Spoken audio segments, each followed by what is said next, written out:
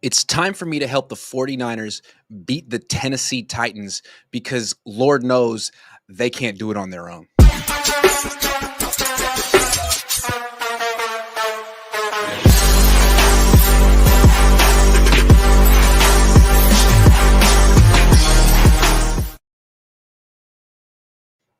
Good afternoon. Welcome to Quality Control. I'm the 49ers unofficial quality control coach, Grant Cohn, covering the team for onsi.com. It's Friday. The Niners play in 2 days. Big game against a hell of an opponent. Here's how you know the upcoming opponent sucks. When you ask coach and players about their defense, they say things like, they really fly around out there. That means they're the worst team in the league. Oh, they're young. Oh, they suck. So this is a big test for the Niners. They got to show up and then play football. I'm going to help them do both of those things. Today's episode is sponsored by 1-800-CONTACTS. If you hate running out of contacts or having to make an eye doctor appointment every time you're running low, 1-800-CONTACTS is the best solution. They will save you time and money. Getting contacts doesn't have to be a hassle. Let 1-800-CONTACTS get you the contact lenses you need right now. Order online at 1-800-CONTACTS.com or download the free 1-800-CONTACTS app today. The episode's also sponsored by Mint Mobile. Mint's best deal of the year is happening right now. Get a 3, 6, or 12-month unlimited plan for $15 a month. All Mint plans come with high-speed data and unlimited talk and text on the nation's largest 5G network. You can bring your current phone and number over to Mint, and no contracts and no nonsense. That's the best part. Turn your expensive wireless present into a huge wireless savings future by switching to Mint. Shop Mint Unlimited plans at mintmobile.com/Cohn. That's mintmobile.com/COHN. Limited time offer. Upfront payment of $45 for 3 months, $90 for 6 months, or $180 for 12-month plan required. That's $15 a month, the equivalent. Taxes and fees extra. Initial plan term only. Greater than 35 gigabytes may slow when network is busy. Capable device required. Availability, speed, coverage varies. See mintmobile.com. All right, this is the episode where I talk directly to the 49ers because they're watching. I mean, it's not like they're going out to practice in 15 minutes. They are all waiting with bated breath to see what I have to say, the advice I have to give them so they can beat Tennessee, this juggernaut of a team. I mean, they're on a winning streak. They just beat the Cleveland Browns. Have the Niners done that? Yes, they have, but Tennessee did it too. So let's talk about injuries or illnesses. Christian McCaffrey did not practice on Thursday because he had an illness. He was out there. We saw him, but I guess something happened. Maybe he got the bubble guts. Maybe he got the itis. Maybe he just, something happened, but he didn't finish the practice or he didn't do the whole thing. I'm sure something happened, but doesn't this seem like a convenient opportunity for the 49ers? I mean, coming out of a bye week, you'd think, well, maybe the Niners give Christian McCaffrey the ball 57 times because that's what they're prone to do. And he's had a week to sort of rest, and now he's fresh. And the Niners are so intent on getting him 1,000 yards rushing, 1,000 yards receiving. They want him to be the offensive player of the year. Those are goals of theirs. But they're not important goals because now they're 9-4. They're going to be 10-4 after this week if they take care of business, and they should be looking towards the playoffs. And so if your goal is to get Christian McCaffrey the best stats possible in the regular season, then this is a great game to feed him. But if your goal is to go as far as possible in the playoffs, and this is a great game to rest him. And I wonder if this illness is sort of like a foreshadowing of a Christian McCaffrey-less game. Now, I would imagine, well, we'll see. If he practices today, we'll find out. I'm not going to go out to practice. I'm going to talk to you guys. But we'll find out in the next hour or so if he's out there, if he's going to play. I would imagine he will play, but if he does, the Niners have every excuse to say, he's not feeling great. He's a little under the weather.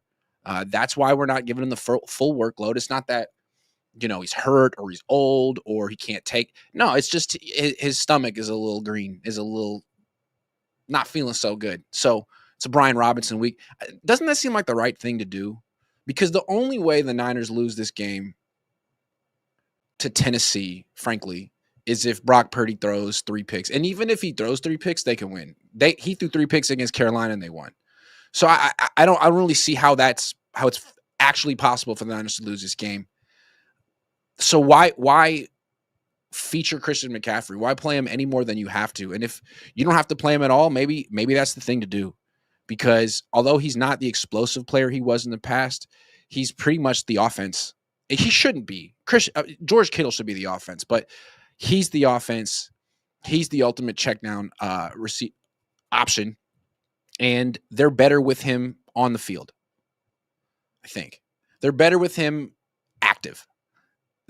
He's a good option for them to have. I'm really underselling it here, but Kyle, if you get Christian McCaffrey injured against Tennessee, if you get injured against Tennessee, you guys are both going to be criticized a lot. Sure, it's football and injuries are fluky, but this is such an easy opportunity to just protect Christian. You're so close to the finish line. He's got an illness. Don't play him, or play him a little bit, because you don't have to play him. And the number one goal is the playoff goal, not the stat goal. Don't pad Christian McCaffrey stats this week, please.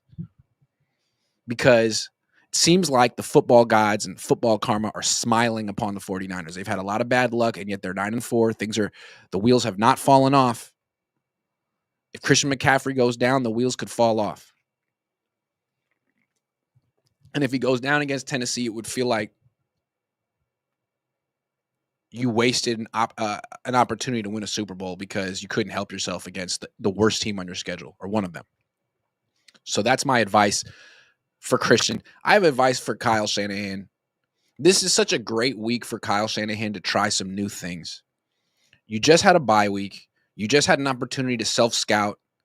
Maybe, he's just going week to week, and he's trying to figure out what to do with Ricky Pearsall and Jawan Jennings and get them up to speed in the offense. But I think now is a great time, Kyle, to not do that anymore. You've been trying all season to make Jawan Jennings what he was last year, to make Ricky Pearsall into Brandon Ayuk, but it's not working. 10 of the 13 interceptions the Niners quarterbacks have thrown this season have been passes targeted for Jennings and Pearsall. So the wide receiver room isn't great. You can figure it out in the offseason, but they should not be the focus of the passing game. Also, the quarterback is less than 100% healthy. His passes are floating more than they did in the past. He's not driving the throws down the field. Those wide receivers don't give you yak. You want yards after the catch. You're doing just fine throwing short passes. It worked for Mac. It's working for Brock. It's not an explosive offense. So, Kyle, instead of forcing the issue like you tend to do because you're extremely stubborn, which is both your best and worst quality, fair to say, I was talking about this with Tom Walsh yesterday. You know Tom Walsh. Your dad knows Tom Walsh. Your dad and Tom coached together on the Raiders. Tom is a genius. And he pointed out that the biggest difference between you and Sean McVay, is Sean McVay as smart as you, Kyle? Is he as clever with his play designs? Maybe not. Maybe not. I think a lot of people who really study the sport feel like you are the best play designer in the league. Maybe Ben Johnson has surpassed you, but you're up there. The difference between you and Sean McVay, Kyle, is personnel usage. And I think that's why he has a Super Bowl victory and you don't. Because, it's like the oldest truism in football, but like X's and O's don't win Super Bowls. The Jimmies and the Joes do. And your plays are great, but so are his. His usage of personnel is better than yours because your usage of personnel on offense is strange. Like, you drafted Jordan James, you don't use him even though your running game isn't working. You traded up for Isaac Orendo, you don't use him even though your running game isn't working. You force the ball to these wide receivers who are struggling really bad when you have Kendrick Bourne, he's playing well, but you don't use him. You have Jake Tonjes establishing himself as a legit weapon when George Kittle's out. Kittle comes back, you stop using Tonjes, so you keep using Juszczyk, who's been the same player for 10 years. So now that you've had a week off, a week to self-scout, I'd like to see some new wrinkles in terms of personnel usage. Not like necessarily new concepts in your playbook, but it would be cool to see maybe like a 6 offensive line formation or some 2 tight end formations. You do that sometimes. Do it more. Some 3 tight end formations. Like, what's the point of having Pearsall on the field if he doesn't get the ball?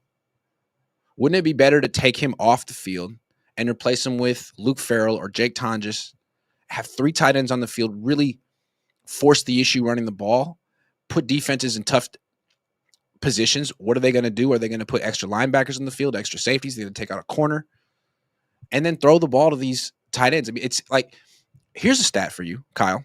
Brock Purdy, he's your quarterback for now. He's having kind of a rough season. I mean, his numbers statistically aren't great. Like his quarterback rating is 87, which is way below what it should be, what it's been in the past, what Mac's doing. So why is it so low? Part of it's on Brock, right? Like he's got more interceptions, but these interceptions are when he's targeting 2 people. When he doesn't target Jawan or Ricky, his passer rating, Brock's, is 106.6. So there's no reason to do this. If all of his passes went to Kittle, McCaffrey, Juszczyk, Tonjes, and Farrell, they'd have a very efficient passing attack. It's not like getting the wide receivers involved is stretching the field or making the offense explosive or in any way. It's not improving the run game. It's not improving the passing game. It's not improving the yak. It's not improving the third down conversion percentage. This is what Sean McVay would do. It's what he did do. Puka Nacua went down. Sean McVay had to figure something out on the fly, realized he had a bunch of talented tight ends, won games featuring them. Then when Puka Nacua came back, he's like, okay, now I have a whole extra thing in my pocket I can go to destroy you. It just added to the offense. He didn't change it. It just made it more difficult to prepare for, more voluminous. And I think Kyle could do the same thing. I'd like to see him react to what's happening on the field. Because, again, he's so stubborn. He feels like he knows what's going to happen before it happens. And if things don't break the way he thought they would, that he just needs to wait because they will eventually. We're in week 15. You're using Christian McCaffrey too much. You're not using George Kittle enough.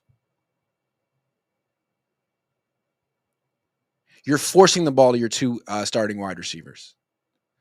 If you would increase Kittle's target share, decrease the number of carries for McCaffrey, and stop throwing so many passes to your 2 starting wide receivers, the offense would be objectively better. You got 2 quarterbacks. You got 2 offensive tackles. You got a really good playbook, Kyle.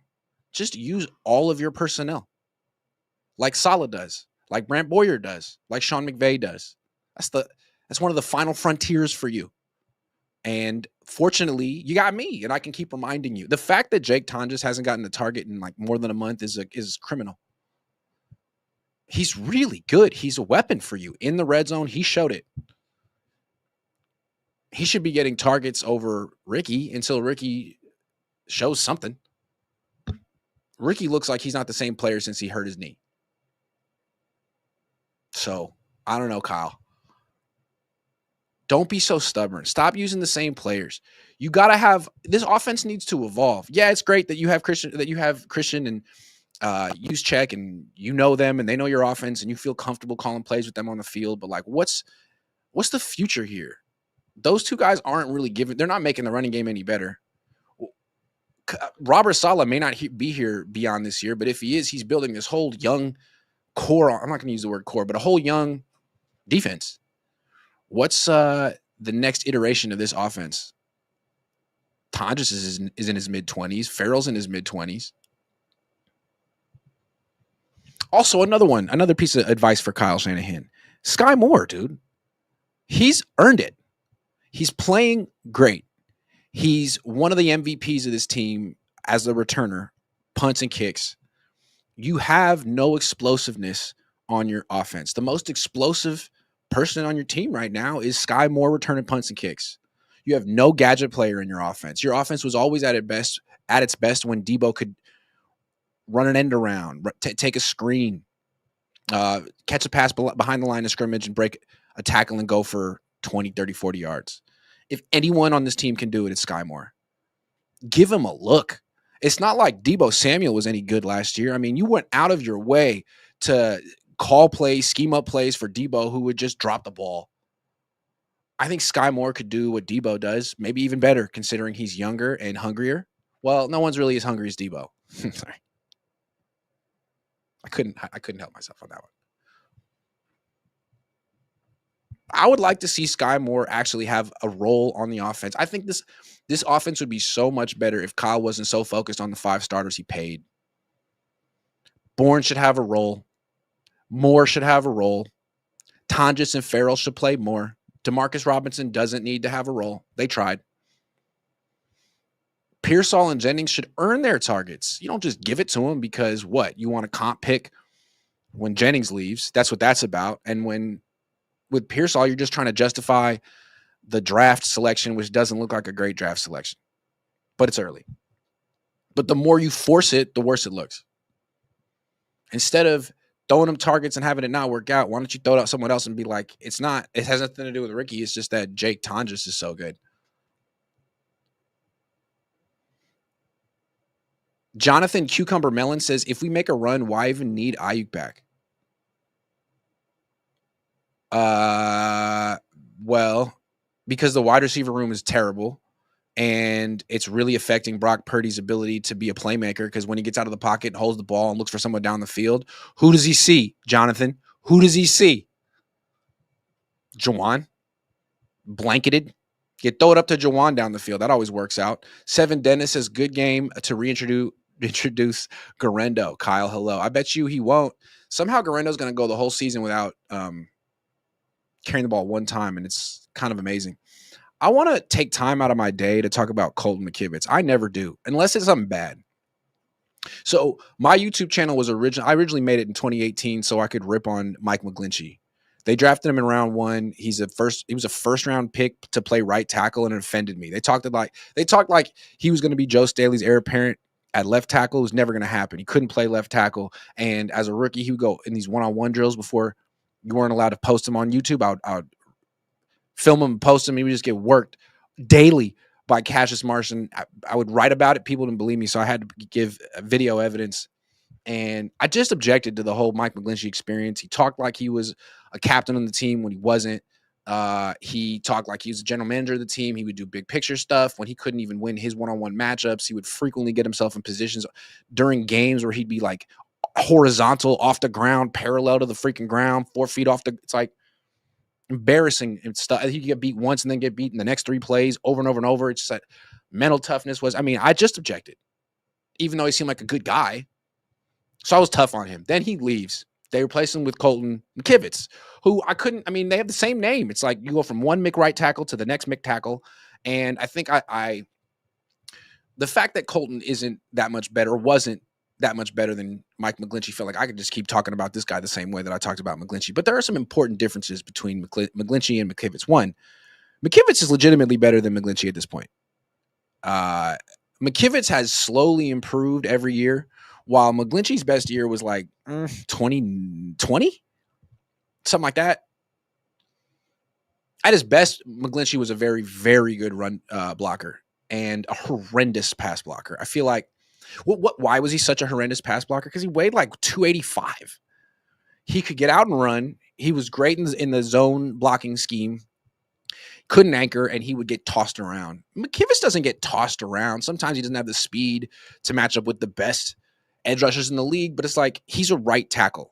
And I think the right tackle is always the easiest target on the team because it's like, oh, well, he doesn't have the quickness to play left tackle. True. He's not a left tackle. He's a solid right tackle. He's ascended to solid caliber. But is he overpaid? No. Is he injury prone? No. So really, you could argue that Colton McKivitz is one of the more underrated players in the team.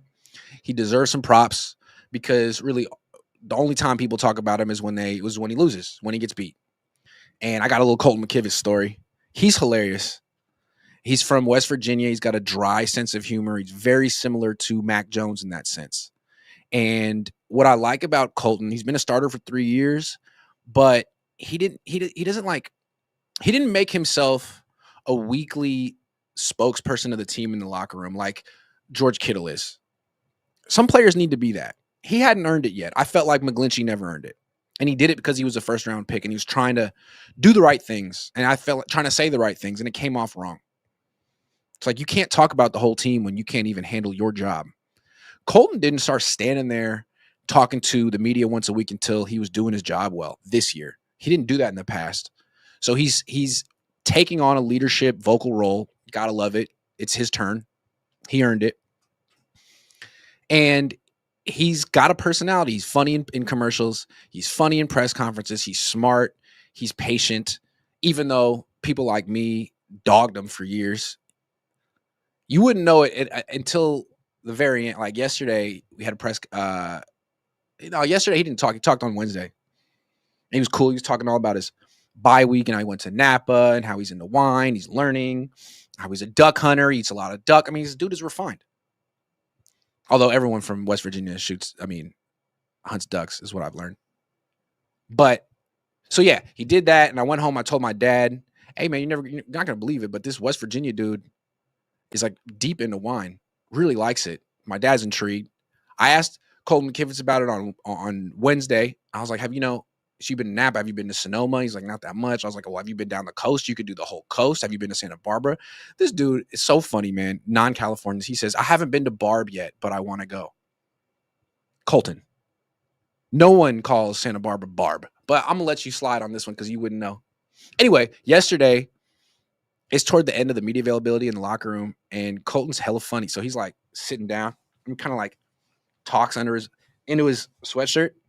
He's like, get the hell out of here, which made me laugh. And so I peeked over to see if it was him, and he was still trying to play it off. And he was like, Grant, get the hell out of here. So he said it pretty loud, and he's done it to me before. So I was like, hey, Colton, I want you to know, I told my dad that you're a wine drinker and, wine enthusiast, and now you're his favorite player. And like without missing a beat, with like a little grin, he goes, and it only took 6 years for people to like me, which is true. And I was like, well, at least it happened though. I mean, never happened for Mike McGlinchey. So Colton wants some praise. Colton wants some props. And I think the dude absolutely has earned it. If you look at Pro Football Focus, which does a pretty good job of grading process over results, he's one of the top offensive tackles in the league this year. He's one of the top players in the offense this year. Shout out to Colton McKivitz. But you got to stop calling Santa Barbara Barb. It's just, I'm growing out my beard, and I just really don't want it to look like Colton McKivitz. That's my only thing I have to say about Colton. If you're watching Colton, it's just so wrong. It looks, but what I will say is it's very West Virginia, because I went the one time in 2022 when the Niners stayed there, and I went out to a bar one night that was by the hotel I was staying at, and I tried to wear my nice, because I'm out of respect. I mean, I'm out of town. So I had like a little Ralph Lauren, polo shirt and some jeans and some shoes. And I combed my hair. And I walked in, and everyone, it was like, you know what I mean? Like there's like the record scratch, like, it was like, everyone looked at me like, who the fuck is this guy wearing clothes? Everyone was wearing camo. It looked like they just got back from the duck hunt, and they had these big Colton McKivitz beards. So that's not really what I'm trying to look like. I'm trying to look like Ricky, as you can tell. You know what I mean? And I don't know if I'm pulling it off, because Ricky's a 25-year-old NFL player, and I'm a 37-year-old. Let's call myself a non-NFL player, although I'm definitely an athlete, and I'm extremely handsome. But I don't know. Who rocks it better, me or Ricky? Anyway, Colton McKivitz, you're now I tweeted in January that he's my favorite player, but now he's definitely my favorite player. I'm getting the Colton McKivitz jersey. I'm naming my firstborn Colton. Or maybe just McKivitz. McKivitz Cohn. That has a ring to it. McKivitz Cohn. He's everything seriously though. He's such a better right tackle than McGlinchey, because you didn't take him in round one. He's a 5th round pick. You're not paying him $20 million a year. He didn't have a quad reconstruction. He doesn't talk like he's John Lynch. He doesn't take himself too seriously. Upgrade. Shout out to Colton.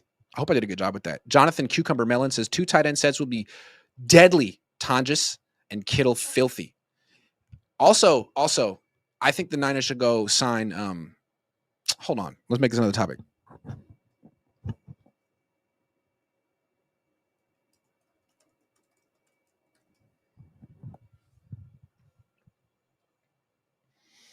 All right, advice for John Lynch. What you don't do this offseason, John, is re-sign Jawan Jennings. No more wide receivers. You got to get out of the wide receiver market. You don't really use wide receivers that much. You don't throw the ball down the field like that. You just need guys to run that 15-yard square in. A lot of people can do that. You don't spend $30 million a year for that. So you let Jawan Jennings go. You let Brandon Ayuk go. And you sign a tight end.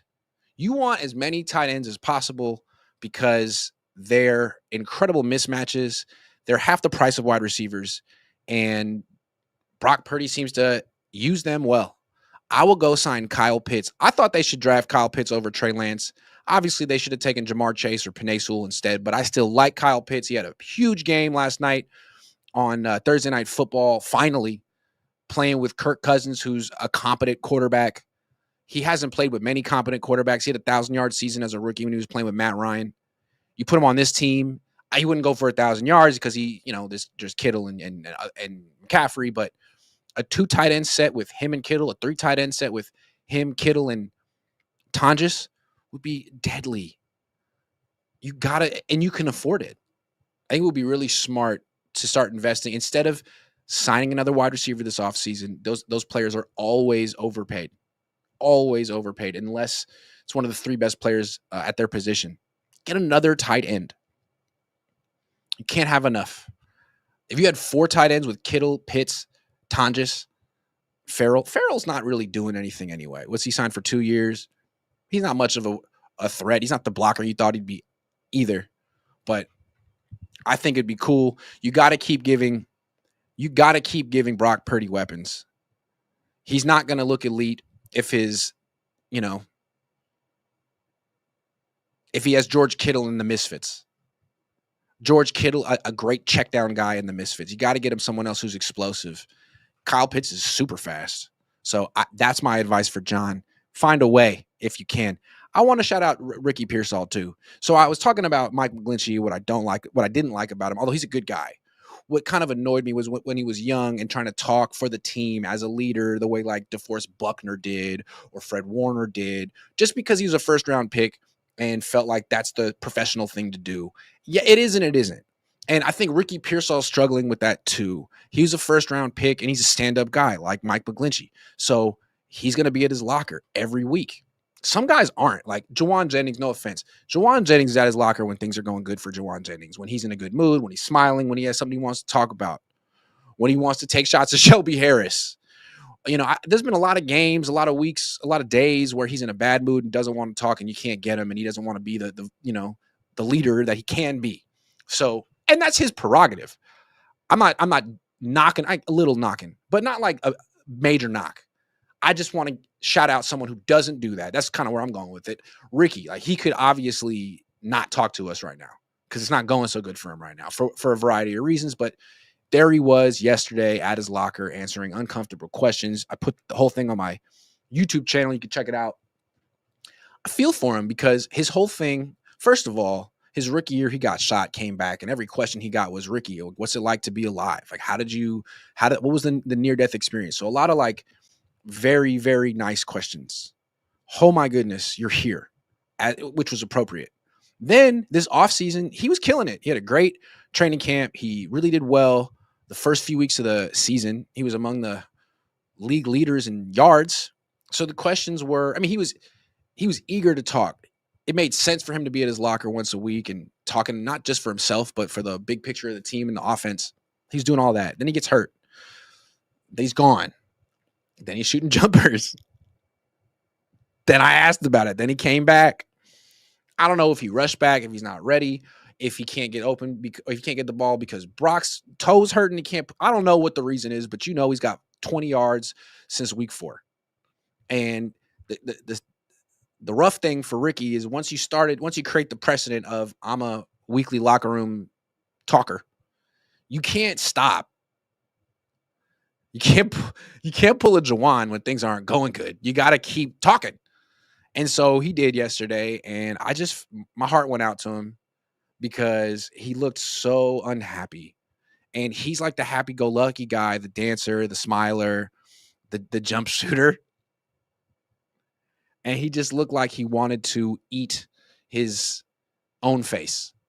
I felt bad because it's like, what? Because I mean, what do you want? What are we supposed to ask Ricky? I didn't ask him anything. I just filmed it. But what are we really supposed to ask? We can't ask about any catch he's made. Although, no, Cam Inman did, to Cam's credit, because he made that one catch on third down running the crossing route. He asked him like 2 questions about it. Like it was the most incredible thing of all time. But it's a little like almost condescending. Like, so let's really hype up the one catch you made the one time in the last 2 months.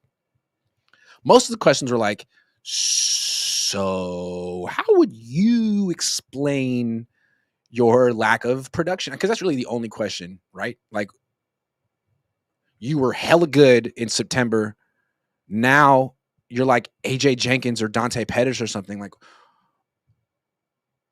tell us you're hurt. Like, give us an excuse, right? You got to explain this because I don't get it. And to his credit, he won't give an excuse. He's like, it's football. It's happens. The ball goes to where the coverage dictates it and yada, yada, yada. And some of that's true, but it's mostly not true. And you can see it on his face like, this sucks. And I mean, I don't really know what to say about Ricky right now. Part of me wants to start giving him the Mike McGlinchey treatment. Like, I've been really tough on high draft picks who don't live up to their standing. And I may be harder on the player than I should be, because really it's more an indictment of the front office. But, I mean, he played well in September. Does that mean he's good? I'm not sure. Because minus that little stretch, he's had a very Dante Pettis-esque tenure with the 49ers.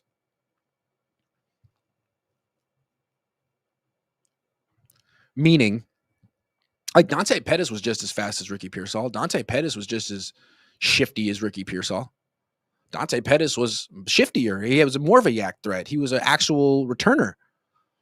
But Dante Pettis learned quickly, he's still in the league to his credit, but he learned quickly that he wasn't going to hold up as a starting wide receiver in the league. He just wasn't built for it. He was 6 feet, 180 pounds. He couldn't go over the middle.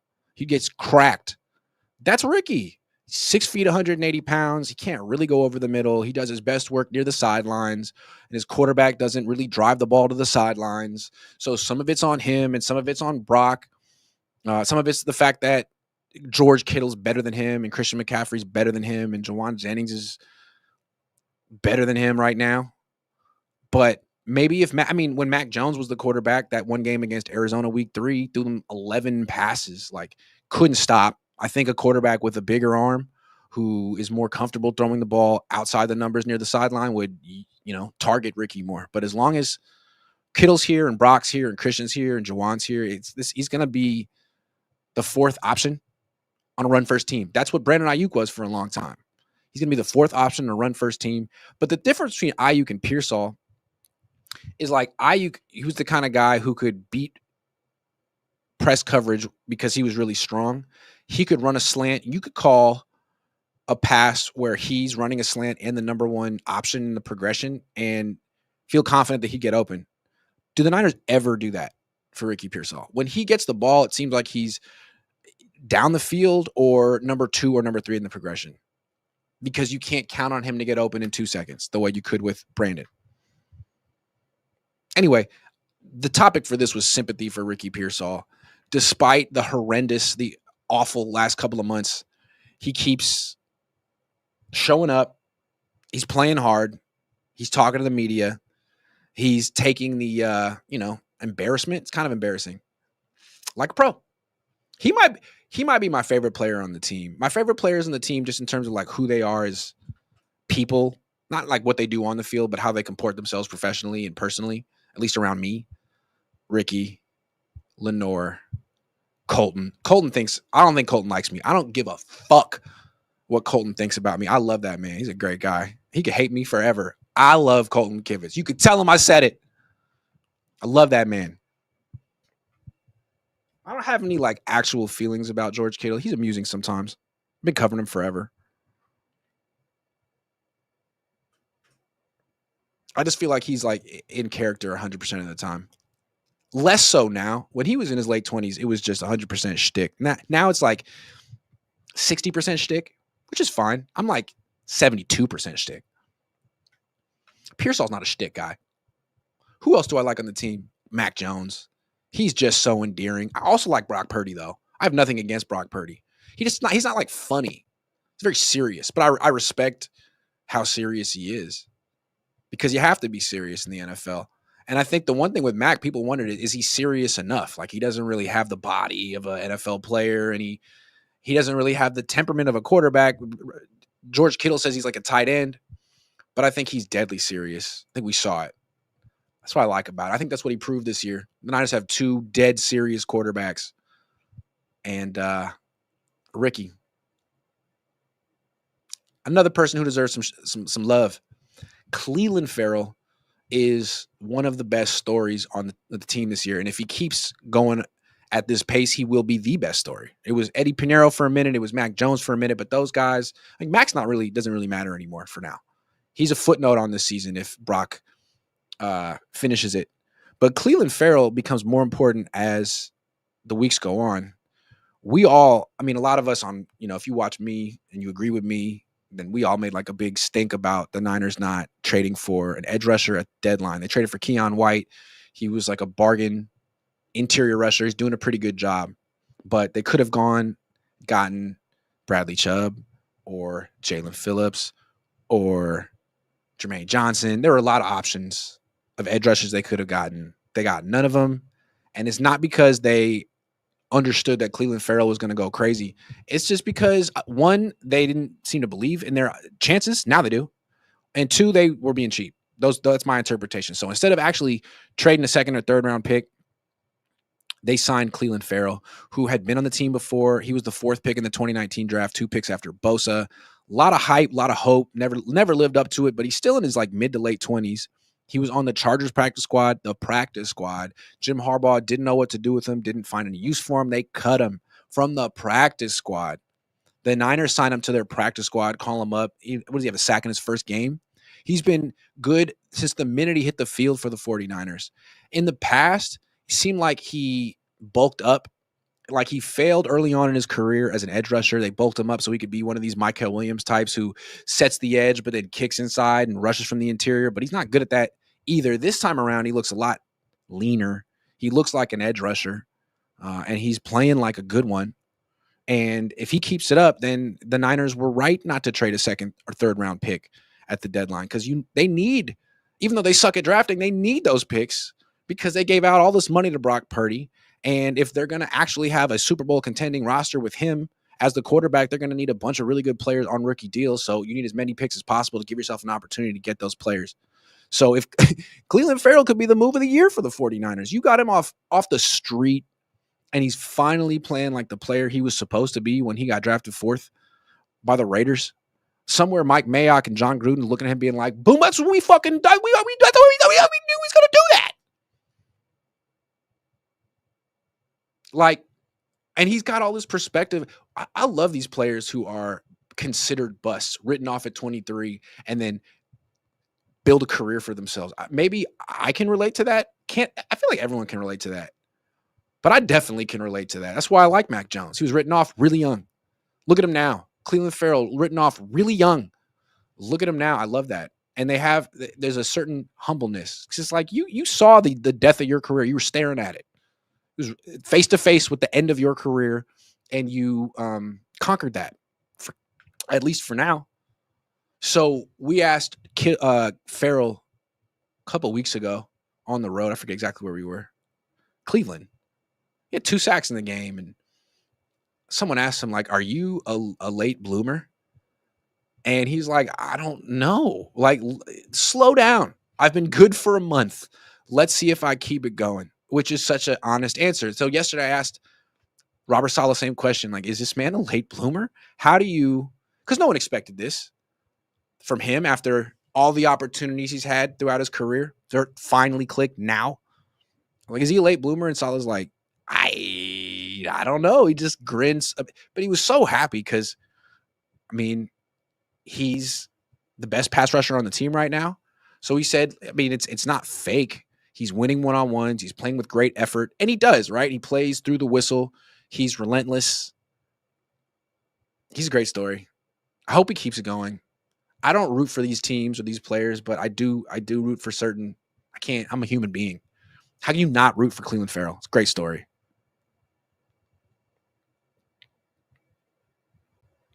I'm the picked 2 spots after Bosa. Bosa goes down for the year. The Niners go in the tank. They're depressed. What's the point of trading for Bradley Chubb? Let's just sign Cleveland Farrell. He'll do. And he's filling in the shoes of Nick Bosa giving you a sack a game. Last time Bosa gave you a sack a game was 2022. And then you made him the highest paid player in football. You're going to make Cleveland Farrell the highest paid player in football if he keeps it up? This guy's just casually replacing Nick Bosa's production like it's nothing.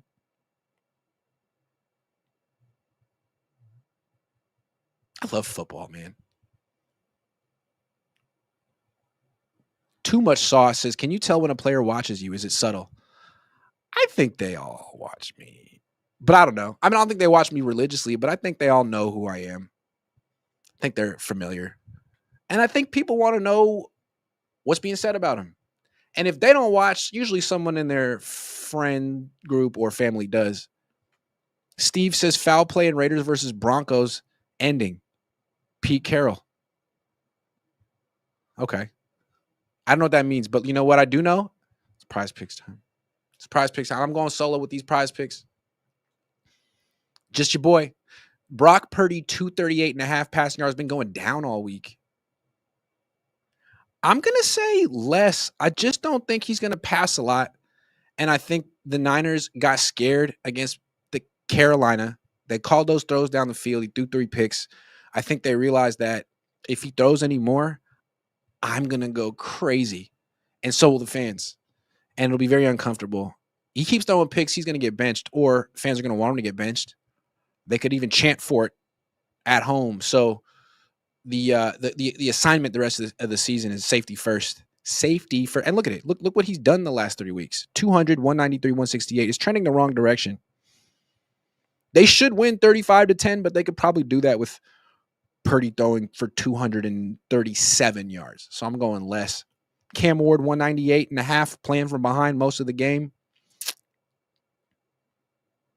I still say less, man. I can't even name 2 of his wide receivers. Rushing yards, Christian McCaffrey. I'm going to say less, even though I shouldn't. I'm so stupid for that. I didn't draft him in fantasy football this year. That was dumb. Tony Pollard, 45.5. That keeps going up. Yeah, I think 45 is attainable. B-Rob, let's say more on B-Rob, just because, like, he got 26 last week. He should definitely get more than 20, 25.5 this week. Receiving yards. Kittle should be more. This dude should be getting, a lot of freaking yards every week because he's the best player on the team. Is that a controversial thing to say? Boom, those are my picks. Flexing it to be safe. $20 to win $700. Submit. That was fun. Download Prize Picks yourself. Play $5, get 50 instantly in lineups when you use promo code Cohn. It's on the screen. COHN. That's me. All right. It's 154 on the West Coast. Kyle talks in like half an hour. Let's go see what he has to say. Thanks for watching. Not the fans. I'm talking the team. Thanks for watching. And when you beat the Titans, I want a game ball because the Titans are tough. They really fly around.